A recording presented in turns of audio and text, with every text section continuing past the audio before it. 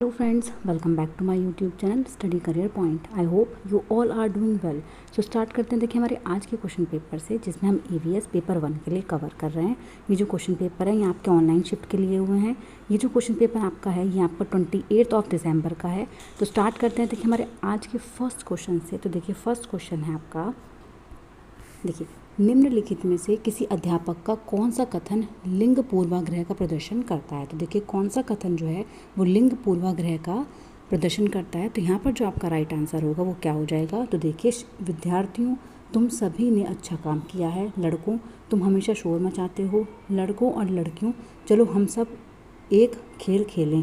विद्यार्थियों मैं तुम्हारे प्रदर्शन से खुश नहीं हूँ।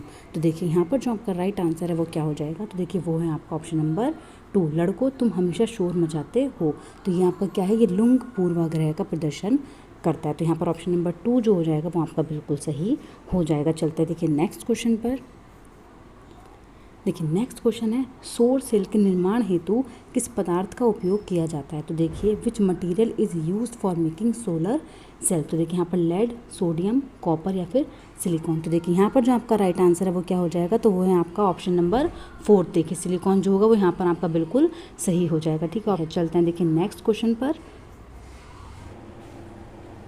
देखिए नेक्स्ट क्वेश्चन है, निम्नलिखित में से कौन सा कथन लिंग रूढ़िबद्धता का प्रदर्शन करता है। तो देखिए कौन सा जो कथन है वो लिंग रूढ़िबद्धता का प्रदर्शन करता है। सामान्यतः लड़कियों लड़कों से बेहतर खाना बनाती हैं। एशियाई लोग खेलों में अच्छे नहीं होते हैं। सामान्यतः लड़कों की तुलना में लड़कियों का पेशीय द्रव्यमान कम होता है। लड़कों व लड़कियों ने कुश्ती में हिस्सा लिया। तो देखिए यहाँ पर जो आपका राइट आंसर है वो क्या हो जाएगा। तो देखिए यहाँ पर जो आपका राइट आंसर है वो है आपका ऑप्शन नंबर 1, सामान्यतः लड़कियाँ लड़कों से बेहतर खाना बनाती हैं। तो यहाँ पर क्या हो रहा है, आपका जेंडर स्टीरियोटाइप का प्रदर्शन हो रहा है। ठीक है, तो ऑप्शन नंबर 1 जो होगा वो यहाँ पर आपका बिल्कुल सही हो जाएगा। चलते हैं देखिए नेक्स्ट क्वेश्चन पर। देखिए नेक्स्ट क्वेश्चन है, नर चिड़िया बहुत सारे सुंदर बुनावट वाले घोंसला बनाती है और मादा चिड़िया इनमें से सबसे बढ़िया घोंसला अपने अंडे देने के लिए चुनती है।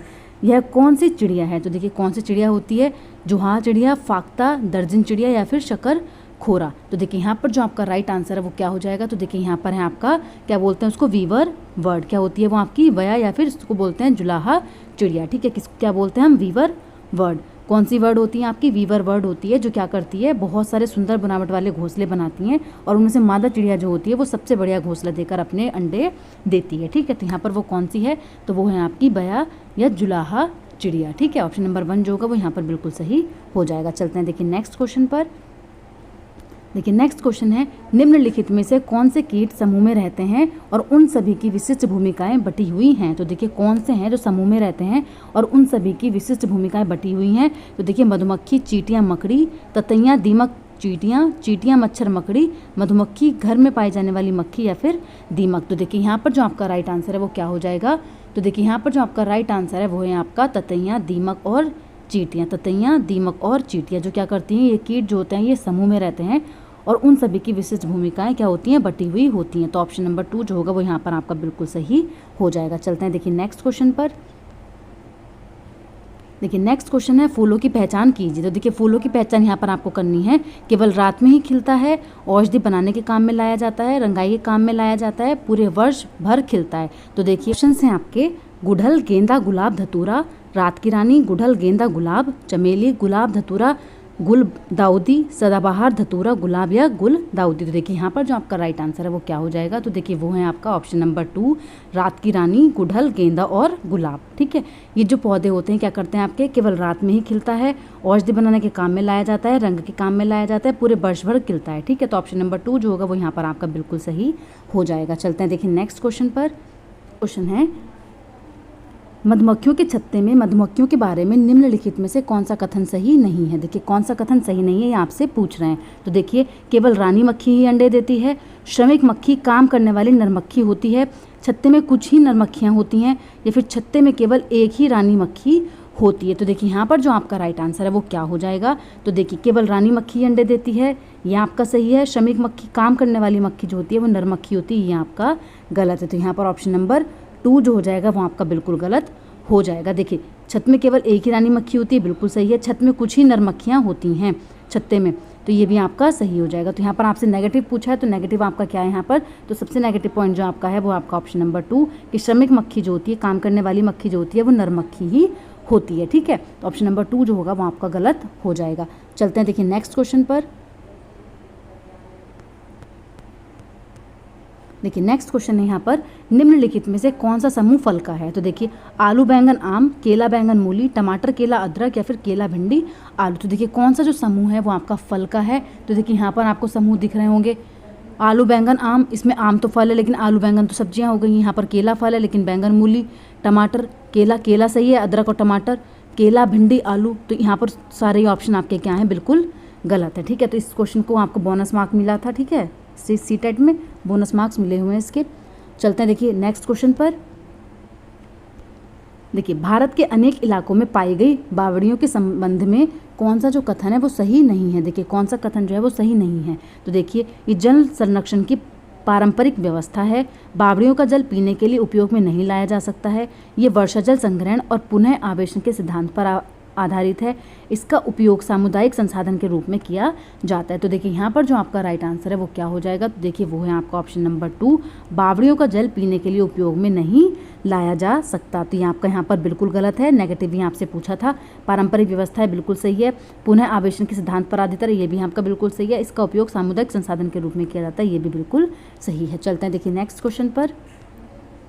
देखिए नेक्स्ट क्वेश्चन है, एक रेलगाड़ी अहमदाबाद से त्रिवेंद्रम की ओर जाते हुए कई सुरंगों से गुजरती है, ये सुरंगें किन पहाड़ियों में हैं। तो देखिए ये जो सुरंगें हैं आपकी ये किन पहाड़ियों में हैं। तो यहाँ पर जो आपका राइट आंसर है वो क्या हो जाएगा, तो देखिए वो है आपका ऑप्शन नंबर 2, पश्चिमी घाट में। कहाँ पर है ये, वेस्टर्न घाट में। तो ऑप्शन नंबर 2 जो है वो यहाँ पर आपका बिल्कुल सही है। चलते हैं देखिए नेक्स्ट क्वेश्चन पर।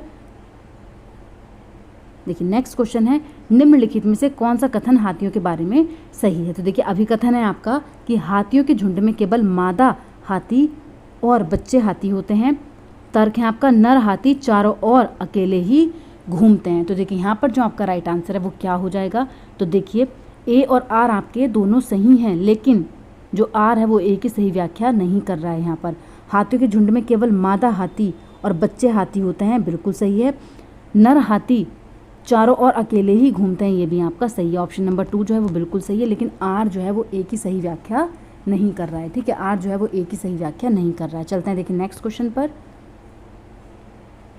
देखिए नीचे कक्षा 5 के 4 बच्चों के खून की जांच रिपोर्ट में उनके हीमोग्लोबिन स्तर के बारे में बताया गया है। तो देखिए अमन का है 8, राधिका का 10, सुजीत का 14 और मारिया का 6। तो इनमें से किन बच्चों में रक्त अल्पता एनीमिया है। तो देखिए कौन से बच्चों में रक्त जो एनीमिया है वो कौन कौन से बच्चों में है। तो देखिए यहाँ पर जो आपका राइट आंसर है वो क्या हो जाएगा, तो देखिए यहाँ पर जो आपका राइट आंसर है वो क्या है, तो देखिए अमन, राधिका और मारिया। कौन है यहाँ पर, अमन, राधिका और मारिया। देखिए अमन का 8 है, मारिया का 6 है और राधिका का आपका 10 है। ये जो है आपका 14 ये आपका बिल्कुल क्या होगा, बिल्कुल सही है। ठीक है, तो यहाँ पर ऑप्शन नंबर 4 जो होगा वो बिल्कुल सही हो जाएगा। ठीक है, चलते हैं देखिए नेक्स्ट क्वेश्चन पर।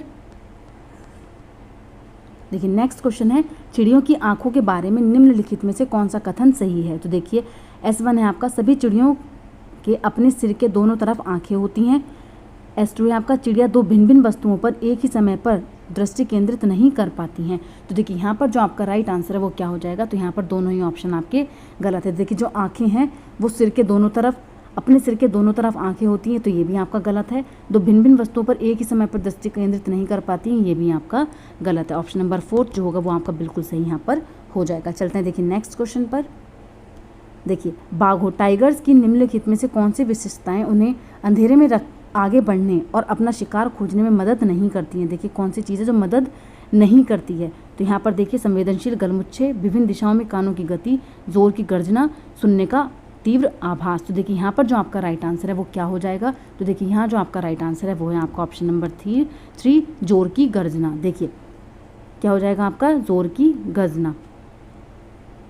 तो ऑप्शन नंबर 3 जो हो जाएगा वो आपका यहाँ पर बिल्कुल सही हो जाएगा। चलते हैं देखिए नेक्स्ट क्वेश्चन पर। निम्नलिखित का सही मिलान कीजिए। देखिए राष्ट्रीय पार्क है एक साइड, दूसरी साइड भारत के राज्य। तो देखिए Jim Corbett national park, Kaziranga, Ranthambore और गिर। तो देखिए ये कौन कौन से आपके मिलान है यहाँ पर आपको बताने हैं। तो देखिए यहाँ जो आपका राइट आंसर है वो क्या होगा, तो देखिए जो आपका जिम कॉर्बेट नेशनल पार्क है ये कहाँ पर है आपका, तो ये है आपका उत्तराखंड में, ठीक है। काजीरंगा जो है वो कहाँ पर है आपका, असम में। रणथंभौर जो आपका नेशनल पार्क है वो आपका कहाँ पर है, तो वो है आपका राजस्थान में, ठीक है। और जो गिर नेशनल पार्क है वो है आपका गुजरात में। तो यहाँ पर ऑप्शन नंबर 2 जो हो जाएगा वो आपका बिल्कुल सही हो जाएगा। ऑप्शन नंबर 2 जो है वो यहाँ पर आपका बिल्कुल सही है। चलते हैं देखिए नेक्स्ट क्वेश्चन पर। देखिए जब पर्यावरण अध्ययन के शिक्षक अपने बच्चों को चिड़ियाघर लेकर जाते हैं तो वह किस उद्देश्य की पूर्ति करना चाहते हैं। तो देखिए बच्चों को जानवर के संरक्षण के प्रति संवेदनशील बनाना, बच्चे को मज़ेदार तरीके से सीखने का मौका देना, वास्तविक जीवन की परिस्थितियों और कक्षा विधार्जन के बारे में परस्पर संबंध स्थापित करना, या फिर बच्चों में पशुओं को पालने के कौशल का विकास करना। तो देखिए यहाँ पर जो आपका राइट आंसर है वो क्या हो जाएगा, तो वो हो जाएगा आपका ऑप्शन नंबर 3, वास्तविक जीवन की परिस्थितियों और कक्षा विधार्जन के बीच परस्पर संबंध स्थापित करना। चलते हैं देखिए नेक्स्ट क्वेश्चन पर। देखिए नेक्स्ट है, रमेश अपनी कक्षा 5th की पर्यावरण अध्ययन की कक्षा में खोजपूर्ण प्रश्न पूछता है। उपयुक्त उद्देश्य विद्यार्थियों के किस कौशल का विकास नहीं है। तो देखिए किस कौशल का विकास जो यहाँ पर नहीं कर रहे हैं, प्रदर्शन कौशल का, अवलोकन कौशल का, रचनात्मक कौशल का और श्रवण कौशल का। तो देखिए यहाँ पर जो आपका राइट आंसर है वो क्या हो जाएगा, तो देखिए यहाँ जो आपका राइट आंसर है वो है आपका ऑप्शन नंबर 1। क्या है आपका ऑप्शन नंबर 1, कौन से कौशल का, डेमोन्स्ट्रेशन, प्रदर्शन मेथड का यहाँ पर कोई भी कौशल विकास नहीं हो रहा है, ठीक है। चलते हैं देखिए नेक्स्ट क्वेश्चन पर। देखिए नेक्स्ट क्वेश्चन है, पर्यावरण अध्ययन में निम्नलिखित में से कौन से समस्या समाधान के गुण हैं। तो देखिए कौन कौन से गुण जो हैं वो आपके हैं, सृजन, चयन, भाषण और लेखन। तो देखिए यहाँ पर जो आपका सही आंसर है वो क्या है, तो देखिए वो है आपका ऑप्शन नंबर 1 ए और बी, सृजन और चयन, भाषण और लेखन यहाँ पर गलत है, ठीक है। ऑप्शन नंबर 1 जो हो जाएगा वो आपका बिल्कुल सही हो जाएगा। चलते हैं देखिए नेक्स्ट क्वेश्चन पर।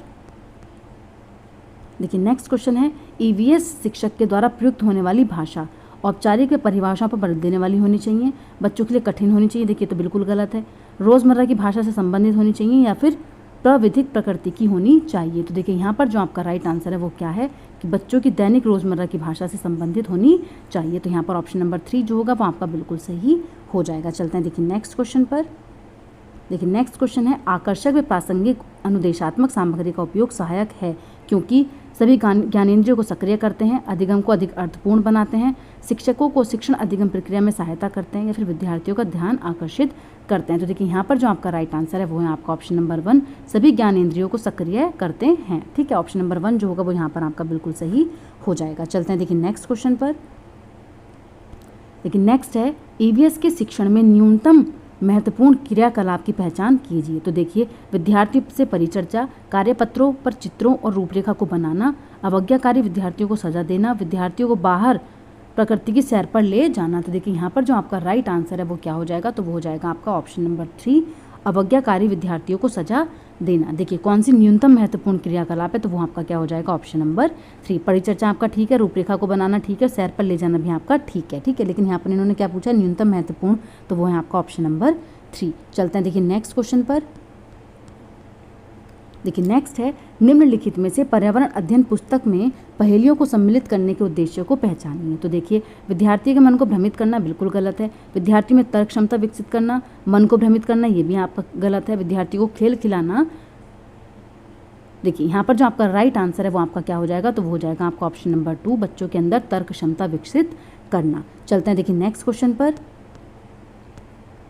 देखिए नेक्स्ट क्वेश्चन है, पर्यावरण अध्ययन के शिक्षण अधिगम में विद्यार्थियों द्वारा प्रश्न पूछना अत्यधिक महत्वपूर्ण है क्योंकि ये प्रश्न संकेतक हैं विद्यार्थियों की जिज्ञासा के, विद्यार्थियों की समझ में अंतर के, शिक्षक की क्षमता के। तो देखिए यहाँ पर जो आपका राइट आंसर है वो क्या हो जाएगा, तो देखिए वो है आपका विद्यार्थियों की जिज्ञासा के, विद्यार्थियों की समझ के अंतर, लेकिन शिक्षक की क्षमता यहाँ पर गलत है। तो यहाँ पर ऑप्शन नंबर 1 जो होगा वो आपका बिल्कुल सही हो जाएगा, ए और बी आपके बिल्कुल सही हैं। चलता है देखिए नेक्स्ट क्वेश्चन पर।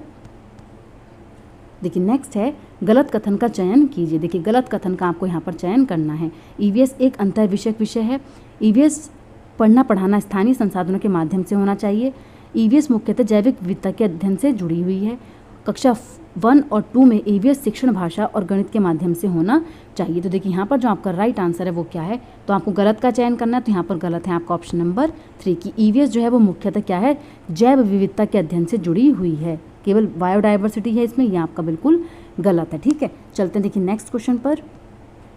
देखिए नेक्स्ट है, एक पर्यावरण अध्ययन शिक्षक होने के नाते आप अपनी कक्षा के औसत छात्रों के लिए क्या करेंगे? तो देखिए आप औसत छात्रों के लिए क्या करेंगे? उन्हें कई बार अवधारणा लिखने के लिए देना बिल्कुल गलत है। पंक्ति में बैठाकर मार्गदर्शन देना ये भी आपका गलत है। अतिरिक्त कार्य अभ्यास के लिए देना ये भी आपका गलत है। ऑप्शन नंबर 3 जो होगा वो यहाँ पर आपका बिल्कुल सही हो जाएगा। उनके कमज़ोर पक्षों को ढूंढना और सुधारने के लिए समाधान खोजना। ठीक है, ऑप्शन नंबर 3 जो होगा वो यहाँ पर आपका बिल्कुल सही हो जाएगा। चलते हैं देखिए नेक्स्ट क्वेश्चन पर। देखिए नेक्स्ट है पर्यावरण अध्ययन शिक्षा में सम्मिलित है। तो देखिए पर्यावरण अध्ययन शिक्षा के क्षेत्र में क्या सम्मिलित है? औपचारिक शिक्षा, अनौपचारिक शिक्षा, औपचारिक और अनौपचारिक दोनों शिक्षाएं, या फिर विद्यालयी शिक्षा। तो देखिए यहाँ पर जो आपका राइट आंसर है वो क्या हो जाएगा? तो वो है आपका ऑप्शन नंबर 3, औपचारिक, फॉर्मल और नॉन फॉर्मल आपके दोनों ही इन्वॉल्व्ड हैं। ठीक है, ऑप्शन नंबर 3 जो होगा वो यहाँ पर आपका बिल्कुल सही हो जाएगा। चलते हैं देखिए नेक्स्ट क्वेश्चन पर। देखिए विद्यार्थियों में अवधारणात्मक समझ तब अच्छी होती है जब शिक्षक जोर डालते हैं संवाद पर, लिखित व मौखिक परीक्षा पर, पाठ्य पुस्तकों पर या फिर प्रतिस्पर्धा पर। तो यहाँ पर देखिए जो आपका राइट आंसर है वो है आपका डायलॉग्स पर। किस चीज़ पर? आपका डायलॉग्स पर। देखिए रिटन, टेक्स्ट बुक, कॉम्पिटिशन, ये आपके तीनों ही गलत हैं। ऑप्शन नंबर 1 जो होगा वो यहाँ पर आपका बिल्कुल सही हो जाएगा। चलते हैं देखिए नेक्स्ट क्वेश्चन पर। देखिए नेक्स्ट है उपाख्यानात्मक अभिलेख। देखिए जो उपाख्यानात्मक अभिलेख आपका होता है उसको हम बोलते हैं एनेक्डोटल रिकॉर्ड्स। क्या बोलते हैं? Anecdotal records. तो देखिए एनेक्डोटल रिकॉर्ड्स है वो किस चीज़ पर फोकस नहीं करता, क्या चीज़ उसके अंदर नहीं होना चाहिए? Focus on problems, make judgements, identify children's strength और वीकनेस, आइडेंटिफाई चिल्ड्रंस इंटरेस्ट और क्यूरियोसिटी। तो देखिए यहाँ पर जो आपका राइट आंसर है वो क्या हो जाएगा? तो देखिए किस चीज़ पर फोकस नहीं करता? प्रॉब्लम्स के ऊपर और उनके जजमेंट के बनाने के ऊपर, समस्याओं पर केंद्रित होना और निर्णायक होना, ये आपके यहाँ पर गलत है। उसके बाद जो आपकी वीकनेस ढूंढना, आपके इंटरेस्ट और क्यूरियोसिटी ढूंढना, ये आपका बिल्कुल यहाँ पर सही है। तो कौन सा जो है इसमें क्या नहीं होना चाहिए? तो वो है आपका समस्या पर केंद्रित होना और निर्णायक होना। तो ए और बी आपका ऑप्शन नंबर 1 जो हो जाएगा वो यहाँ पर आपका बिल्कुल सही हो जाएगा। चलते हैं देखिए नेक्स्ट क्वेश्चन पर। देखिए नेक्स्ट है एक ईवीएस की कक्षा में एक शिक्षक चर्चा करता है कि घर की मक्खियाँ बीमारियाँ फैलाती हैं।